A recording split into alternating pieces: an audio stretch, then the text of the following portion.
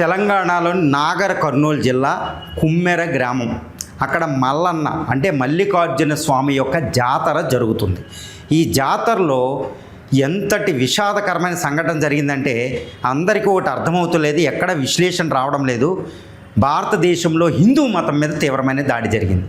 Doctor BR Ambedkar మాటల్లో చెప్పాలి అంటే 1956 బుద్ధిజానికి కొన్ని లక్షల మందిని తీసుకెళ్తూ ఉన్నప్పుడు కన్వర్షన్ చేసినప్పుడు గుర్తుపెట్టుకోవాలి, డాక్టర్ బిఆర్ అంబేద్కర్ దిక్కుదోచని పరిస్థితుల్లో హిందూ మతం నుంచి కొన్ని లక్షల మందిని నాగపూర్లో ఆయన దీక్షా భూమి దగ్గర అటు బౌద్ధ మతంలోకి పంపడం జరిగింది. భారతదేశ చరిత్రలోనే హిందూ మతంకి అది పెద్ద రిఫార్మ్ చేసుకోవాల్సిన ఒక రిలీజ్ అవ్వాల్సిన పరిస్థితి డాక్టర్ బిఆర్ అంబేద్కర్ క్రియేట్ చేశారు. కానీ డాక్టర్ బిఆర్ అంబేద్కర్ హిందూ మతం పెద్ద దాడి చేయలే, హిందూ మతాన్ని కొనువిప్పు కలిగించమని చెప్పారు. ఆయన ఏమన్నారంటే, ఆయన క్రిస్టియానిటీకి ఇస్లాంకి భారతీయులు తీసుకెళ్ళా, హిందూ మతంలోంచి ఉద్భవించి అద్భుతంగా ప్రపంచ మతమైన విశ్వ మతంగా పరిణమించిన ఒక బౌద్ధ సమానతను బోధించే, ఈక్వాలిటీని ఈక్విటీని బోధించే, సమానత్వాన్ని బోధించే బుద్ధుడు ప్రబోధించిన బుద్ధిజంలోనికి తీసుకెళ్ళాడు. కాబట్టి భారతదేశం నుంచి బయటికి తీసుకెళ్ళా, గుర్తుపెట్టుకోండి. కానీ భారతదేశంలో ఒక వాస్తవాన్ని మీకు చెప్తాను వినండి. హిందూ మతంలో ఉన్న కుల వ్యవస్థే హిందూ మతానికి అతిపెద్ద శత్రువు. అందుకని హిందూ మతంలో ప్రజలు ఇటు కుల వ్యవస్థ నుంచి తప్పించుకోవడానికి, పుట్టుకతోనే భయానకమైన కుల వ్యవస్థను తప్పించుకోవడానికి వాళ్ళు క్రిస్టియానిటీకి వెళ్తున్నారు. ఈరోజు భారతదేశంలో క్రిస్టియన్స్ ఎంతమంది అంటారండి? 2.5%. అది వాస్తవమేనా? కాదు. ఎంతమంది ఉంటారు? 10 నుంచి 15% మంది క్రిస్టియన్స్ ఉంటారు. ఎందుకంటే క్రిస్టియానిటీలోకి వెళ్ళిన వాళ్ళకి మనం రిజర్వేషన్ తిరస్కరిస్తున్నాం భారత రాజ్యాంగంలో. కాకపోతే అది రాజ్యాంగ విరుద్ధమా అనే క్వశ్చన్ ఈరోజు సుప్రీంకోర్టులో ఉంది, కమిటీ వేసింది, గుర్తుపెట్టుకోవాలి. అది రాజ్యాంగ విరుద్ధంగానే ఉండే అవకాశాలు కూడా మనకు ఉన్నాయి, గుర్తుపెట్టుకోండి. సుప్రీంకోర్టు జస్టిస్ అధ్యక్షతన అది జరుగుతుంది. ఎందుకంటే రిజర్వేషన్ మతం మారినంత మాత్రాన ఎస్సీ ఎస్టీ స్టేటస్ పోతే మరి సమానత్వం ఎక్కడ ఉంటుంది? కాబట్టి అది కూడా క్వశ్చన్ జరుగుతుంది. ఇప్పుడు కుమ్మెర గ్రామంలో ఒక రజక వ్యక్తి ఒక దళిత మహిళను పెళ్లి చేసుకున్నారు. అంటే బీసీ ఎస్టీ కులానికి సంబంధించిన, లోవర్ క్యాస్ట్కి సంబంధించిన వీళ్ళు తన బిడ్డని 2 నెలల పసిబిడ్డని తీసుకుని మల్లన్న టెంపుల్కి విజిట్కి వెళ్ళారు, దైవ దర్శనానికి వెళ్తే అక్కడ 100 రూపాయల టికెట్ ఉంది అని అడిగారు అక్కడ యాజమాన్యం. ఇదే టెంపుల్ మెయింటైన్ చేసే ధర్మకర్తలు అని చెప్పాలి. భారతదేశంలో ఇప్పుడు ధర్మకర్తలు ఎవరున్నారో అది పెద్ద ఘోరం. ఇప్పుడు తిరుపతిలో లడ్డు వ్యవహారం ఇవన్నీ ఎలా చూస్తుంటే ధర్మకర్తలు అంటే ఎవరు? హిందూ మత రక్షణకు ఉన్నారా, లేదా బిజినెస్కి అక్కడ ఉన్నారో, ప్రాఫిట్కి ఉన్నారో కూడా అర్థమవుతులే. ఇప్పుడు మల్లన్న టెంపుల్లోకి వీళ్ళిద్దరిని అనుమతించలేదు, టికెట్ లేదని.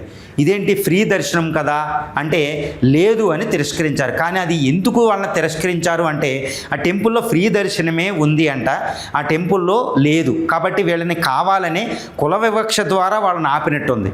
వాళ్ళు దాన్ని గట్టిగా అడిగితే ఆ పురుషుణ్ణి అక్కడ గట్టిగా కొట్టడం జరిగింది. ఆ కొట్టేటప్పుడు ఆ స్త్రీకి భయమేసి ఆ పసికందుని అక్కడ కింద పెట్టి ఇంకొకళ్ళ కొట్టే వాళ్ళ కాళ్ళ దగ్గర పెట్టి, ఇవన్నీ న్యూస్ పేపర్లో వచ్చిందే నేను చెప్తున్నా.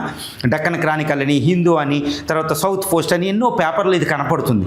పసిబిడ్డను అక్కడ పెట్టి ఇంకొకళ్ళు పెట్టే, ఇదిగో చండి పసిబిడ్డ తండ్రి అండి ఆయన ఆపండి అని ఒక తల్లి అడిగిద్ది. ఒక భర్తను అడిగి, భర్త ప్రమాదంలో ఉన్నప్పుడు చాలా పానిక్ పరిస్థితి అక్కడ ఉంటుందండి, ఘోరంగా ఉంది, చాలా ఘోరమైన పరిస్థితి. డాక్టర్ బిఆర్ అంబేద్కర్నే కాలారాం టెంపుల్లో నాసిక్లో ఏం చేశారండి?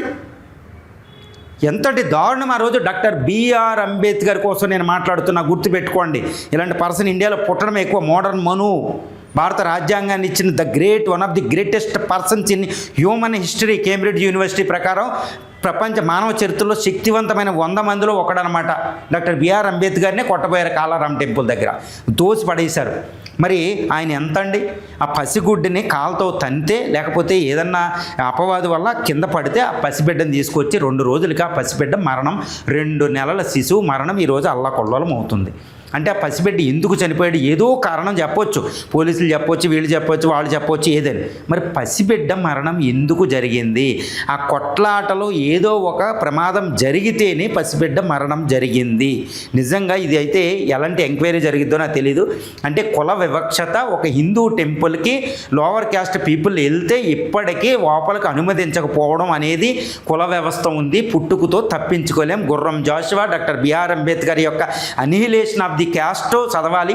గులాంగిరి, జ్యోతి బాపులే బుక్కులు చదివితే ఎంతటి దారుణం ఉంటుందో మనకు అర్థమవుతుంది.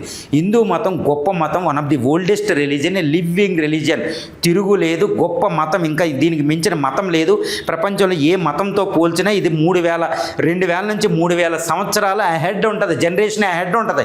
మరి కుల వ్యవస్థ ఏంటండి? మరి హిందూ మతం అంటే ఎందుకు భయపడిపోతున్నారు? క్రిస్టియన్కి, ఇస్లాంకి ఎందుకు వెళ్ళిపోయారు భారతీయులు అంటే ఇదిగోండి ఇలాంటి కుల వ్యవస్థ వల్ల. కాబట్టి ఈ కుమ్మెర వ్యవహారం అనేది భారత హిందూ మతంపై జరిగిన దాడి, కుల వివక్షతకు ఒక ప్రతిరూపం అయితే హిందూ మతంపై జరిగిన దాడి. ఇప్పుడు హిందూ మత ప్రవక్తులు మాట్లాడాలి, we are the protectors of the Hindu మతం అనుకున్న వాళ్ళు ఫస్ట్ కులాన్ని తీసేయండి. గాంధీ గారు మాట్లాడతారు ఈ విషయాన్ని. మీరు హిందూ మతం బతకాలనుకుంటే కుల వ్యవస్థను చంపేయండి, కుల వ్యవస్థ కావాలంటే హిందూ మతం చచ్చిపోద్ది.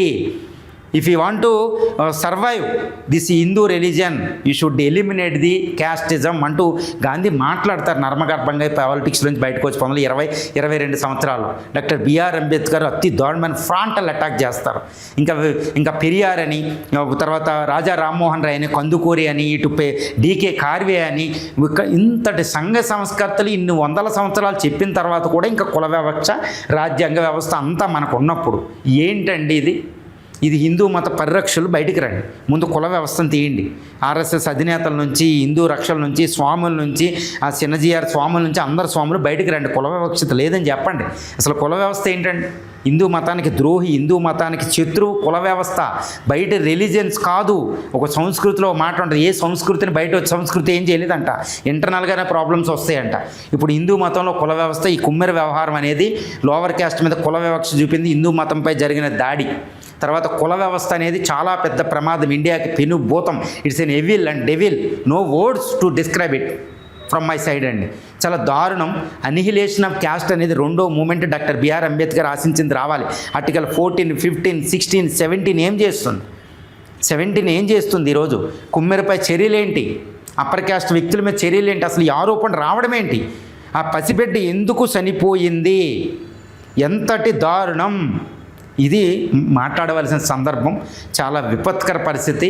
ఇప్పుడు చట్టం ఏం చేస్తుంది, రాజ్యాంగ వ్యవస్థ ఏం చేస్తుంది, ప్రభుత్వ యంత్రాంగ వ్యవస్థ ఏం చేస్తుంది? This is the biggest question, one of the biggest and most challenging feature in India and now.